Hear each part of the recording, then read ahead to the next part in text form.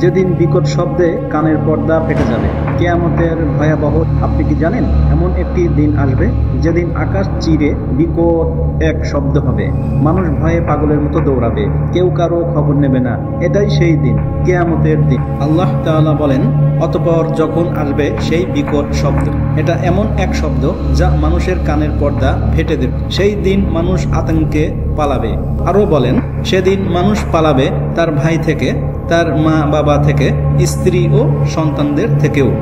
এমনকি মা তার সন্তানকে চিনবে না, স্বামী স্ত্রীকে ত্যাগ করবে। সবার একটাই চিন্তা, আমি কি আজ বাঁচতে পারবো? পাহাড়গুলো তোলার মতো উড়ে যাবে, সমুদ্র আগুনে রূপ নেবে, কবর ফেটে লাশ উঠবে। এটাই সেই দিন যেদিন আল্লাহ বিচার করবেন প্রতিটি কাজের।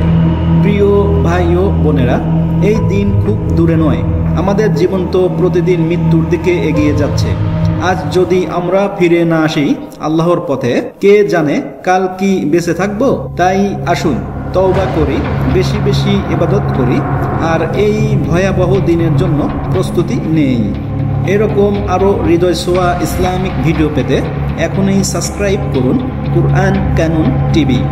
আল্লাহ আমাদের সবাইকে কিয়ামতের সেই ভয়াবহ দিনের প্রস্তুতি নেওয়ার তৌফিক দান করুন। আমিন।